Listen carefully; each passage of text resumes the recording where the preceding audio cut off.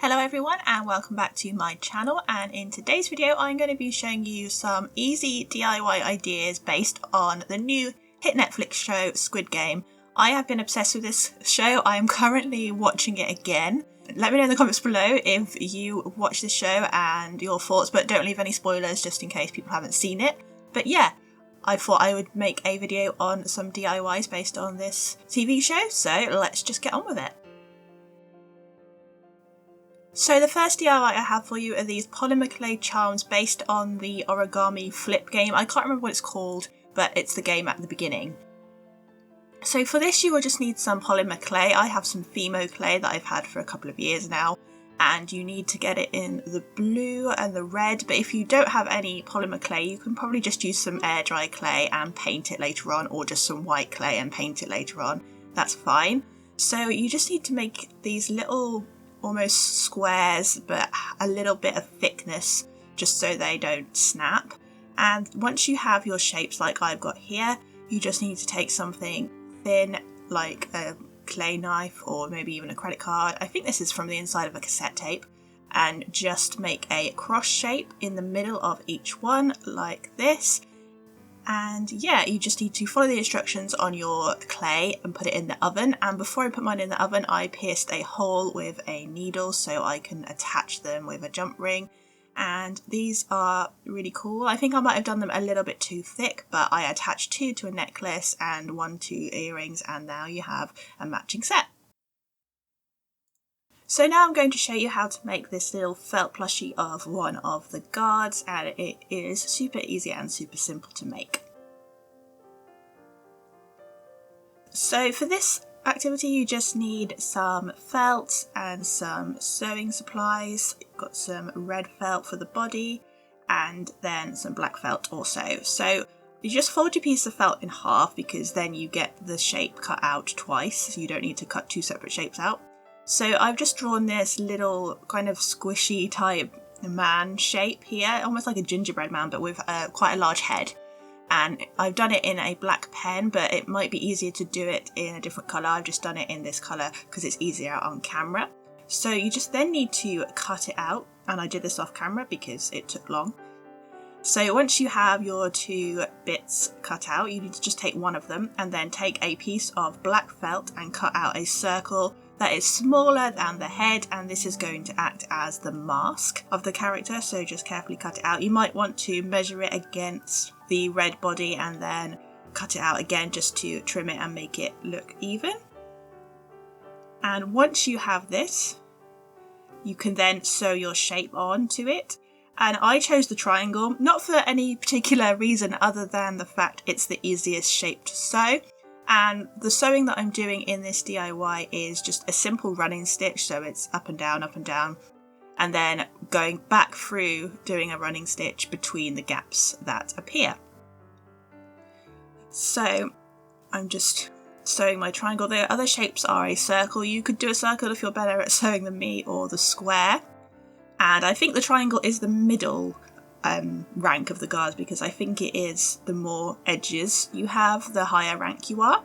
So I'm just finishing off the triangle now, just doing the last two bits of sewing and then tying it off. It doesn't matter too much what the back of this looks like because it's going to be sewn onto the figure, so it doesn't matter if the back is messy, because my sewing at the back is always really messy.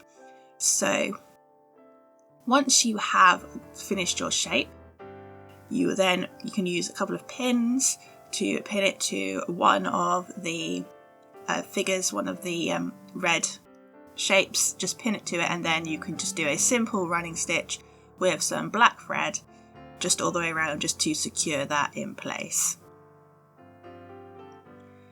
So here's my needle and thread, and I'm just doing a simple running stitch all the way around. You don't have to sew in the gaps of this one because it just needs to be on there. It doesn't need to be as securely on there. But yeah, do let me know in the comments below if you've seen Squid Game and some opinions, but again, don't leave any spoilers in case people haven't seen it. I really enjoyed this show, but just a warning, it is not a show for younger viewers. I know that some of my audience is quite young, so just have some viewer discretion when you're watching it.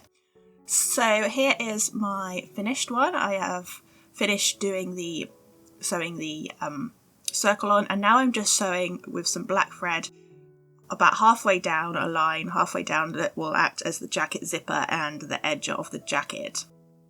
So again, I'm doing the running stitch and then going back in between, and then I think I went over it one more time just to thicken the line, because the thread that I have is just normal sewing thread. It wasn't embroidery thread because I didn't have any, but if you use embroidery thread, you will only have to maybe sew it over once. So I'm just going to about the midpoint, so where his trousers would be, and then sewing back along each side.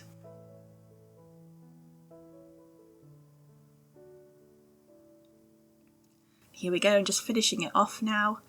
As you can see, it looks like the zipper of his jacket and the edge of the jacket. And again, it doesn't matter what the back looks like. This back looks atrocious, but it's going to be on the inside of the plushie, so it doesn't matter. So when you have finished the front, you need to take the back part again and push it together and line it up. That might take a couple of minutes just to line it up, and then use some pins to secure it in place. And then you will be ready to sew it.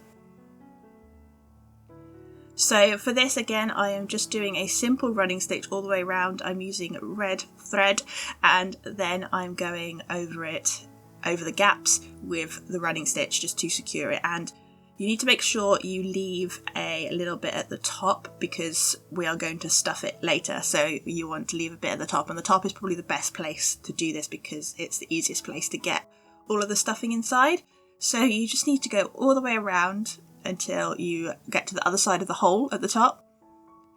And once you have completely sewn it, you just tie it off. And this bit, you do need to be a little bit careful about what the back looks like because you will see it because it will be on the outside. So I've got some stuffing here, some that you can get from craft shops, but you can use some cotton wool or fabric scraps if you don't have any of this. So you just need to add your stuffing, and you can use a pen or a blunt pencil just to get the stuffing into the arms and the legs, just like that, because it can be a bit tricky. And once you have stuffed it enough, you can then sew it up with the same idea, the running stitch, and going back in between the running stitch just at the top to make sure none of the stuffing leaks out. And then he is done. And yeah, I think this is a really simple and easy to make craft, something to do in front of maybe watching Squid Game. You can be just doing some fun sewing. So here's my little plushie. The next DIY I have for you are these keychains based on the sugar game, where you have to snap the edges off.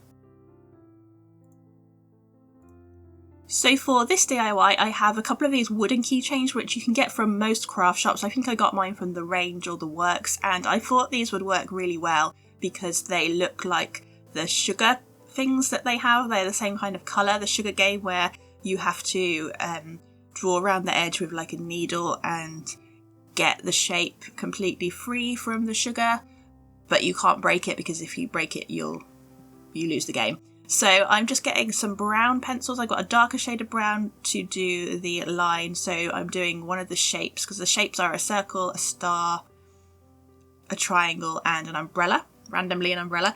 And then I'm using a bit of a lighter brown to add some shading and some depth and adding a little bit of texture. But because the keychain is already brown, the wood is already a light brown, this is a very quick and probably almost a 5-minute craft that you can do. So one side I've done a circle and one side a star, and this is not a very good star. I'm really bad at drawing stars. What even is that star? And then on the other one I've done an umbrella and a triangle, and I think this one turned out much better. So I'm just darkening the outline on this one.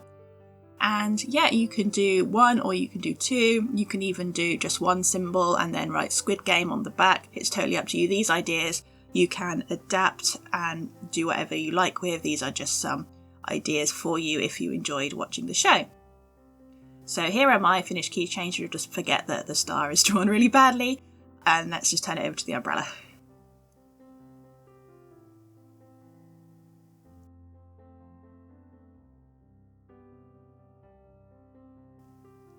So now I have these mini notebooks, and these mini notebooks I got from Tiger. It was one of my favourite shops of all time.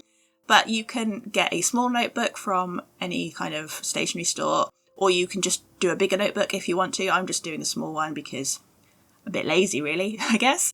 And I'm using my Artistro white pen for this because they are black, and this Artistro white pen is really good. It's a paint pen and it's one of the fine tip ones, and I'm just writing the logo on this one.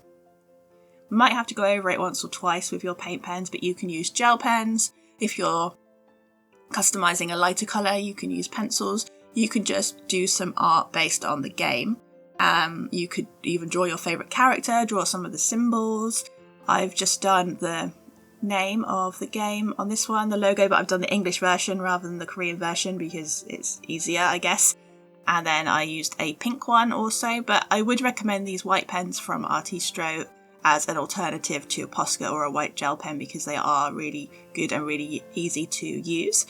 And this is the Squid Game board, which is the final game, and that's the children's game based in Korea. It's kind of like a tag game based on teams, I think.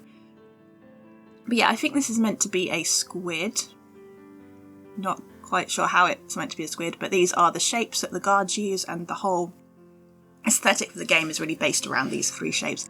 Not the best square I've ever drawn, but yeah, I think it turned out really well and it looks really, really cute.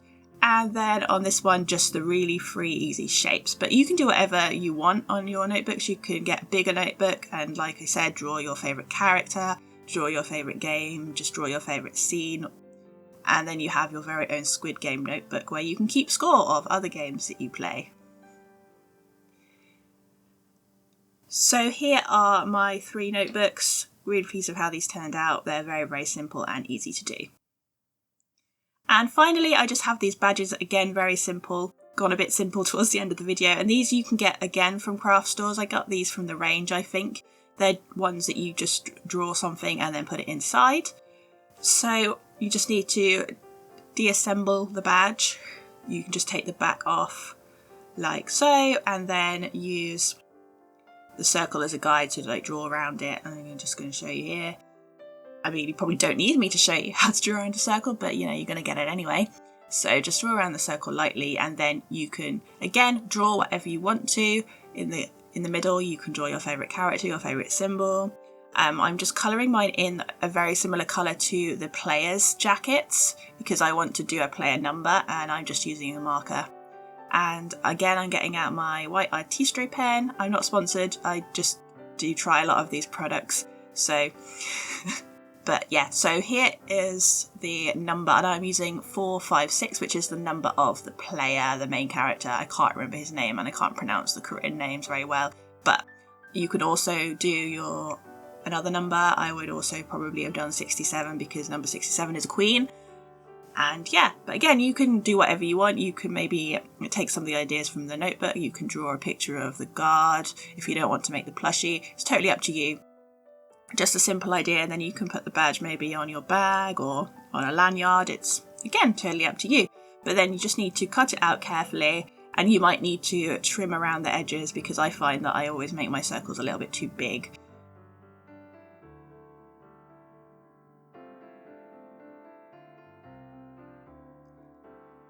And once you have it cut out, you can put it inside of the badge like this. And then pop the back of the badge on, and it's that simple.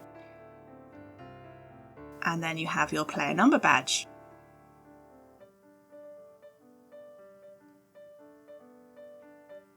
And you can also do another design like the shapes I did here.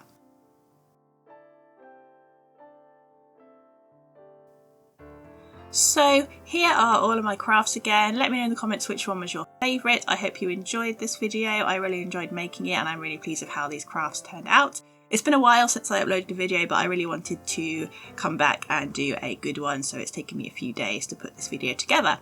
But thank you so much for watching, and if you like this video, emotionally, please do leave it a like down below, as that really does help me out. But that is all for today's video, and I'll see you in the next one. Bye for now.